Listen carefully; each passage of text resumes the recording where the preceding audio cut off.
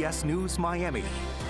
Good afternoon, and thank you so much for joining us. I'm Elliot Rodriguez, and welcome to CBS News Miami's 4 p.m. Quickcast. Let's take a look at today's top stories. Off the top, we have two big stories this afternoon. First, developing, the FBI conducting an investigation after Miami developer Sergio Pino was found dead inside his mansion in Coral Gables from an apparent suicide. CBS News Miami's Joe Murray will give us the very latest in just a minute. But we begin with day 2 of the Republican National Convention in Milwaukee. Tonight's theme will be Make America Safe Again, signaling an emphasis on signature issues of the Trump campaign, including border security and immigration. Trump made an appearance on the convention floor last night, and tonight, one of his former rivals is set to take the stage. Here's Natalie Brand reporting live in Milwaukee. That former rival, the governor of Florida, right, Natalie?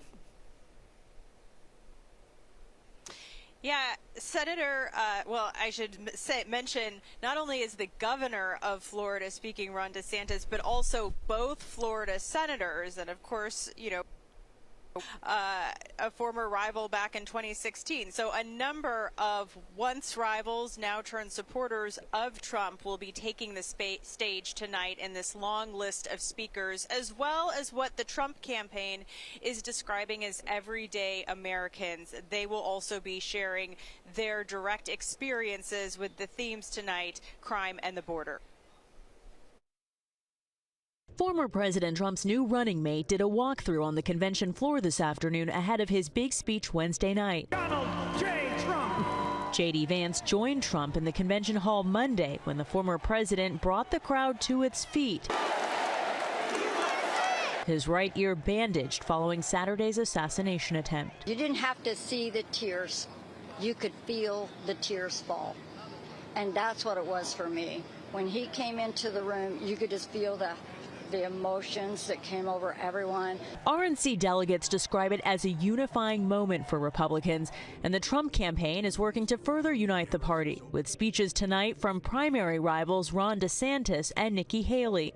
Haley, the former UN ambassador, was added to the lineup following Saturday's shooting.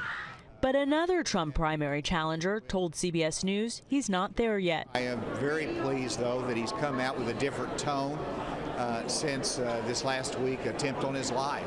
And I hope that new tone carries on into the fall. That's very important for our country, and so I'm keeping my options open down the road. The theme of Day 2's programming is safety, expected to focus on crime and the border. This is one of the top issues for Republican voters, according to polling. I think it's a top issue with every voter.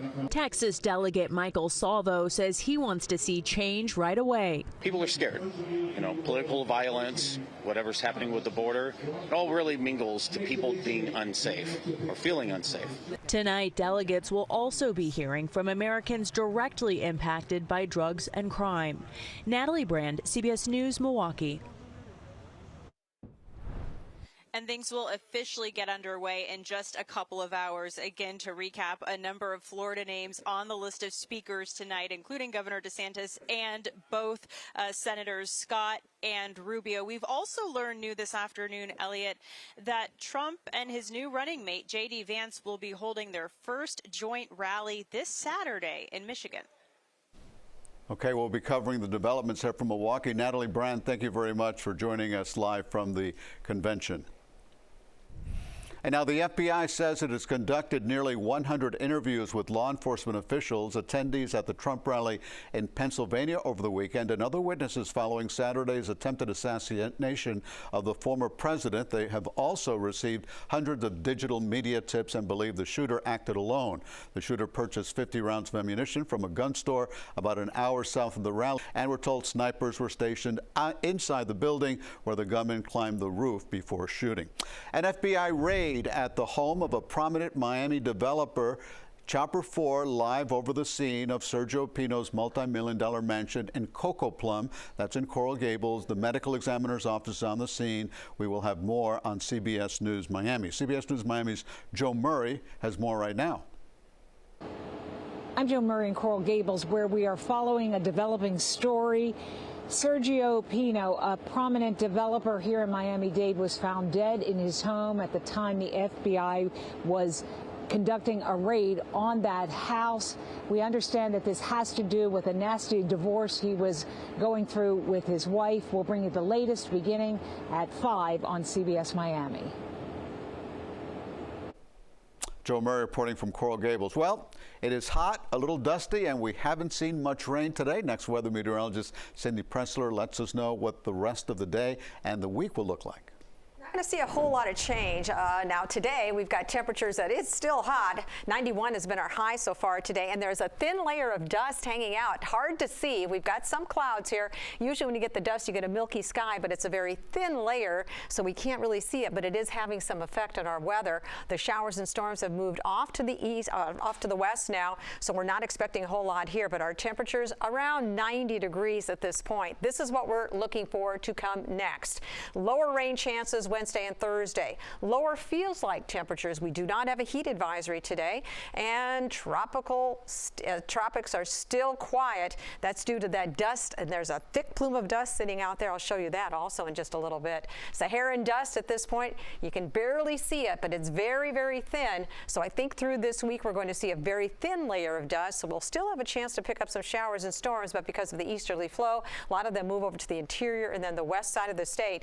That's what's been happening today. So now we've got rain and thunderstorms around Naples and Collier County. Lee County is going to pick up some rain. A couple little showers trying to develop over the interior, over the Everglades, but really having a tough time doing so. So rain chances will stay fairly low. Wednesday, only a 20% chance, and most of that will be over the interior and then off to the west coast. So we're not going to see a whole lot here. If we do anything at all, it'd be in the morning like we had today, a couple of showers, and they move inland then. Still low on Thursday, even Friday and Saturday, still about a 40% chance, which is fairly low. Then by Sunday and Monday, we're going to take that up back to more seasonal or normal rainfall chances, about a 50% chance. But look at that, by Tuesday, it's back down again. So really not too typical for this rainy season. We should get these showers and thunderstorms every afternoon, but so far we just haven't seen that. You put the models, the rain tracker into forecast for you. You can see how that flow just continues to push everything off to the west, so we don't get a whole lot of a chance for some rain here along the east coast, but that's going to be the case all the way through the week with actually lower rain chances. Let's head out to the tropics at this point. Because of the dust, we have nothing going on. We're not expecting anything over the next 7 days. It is quiet out here.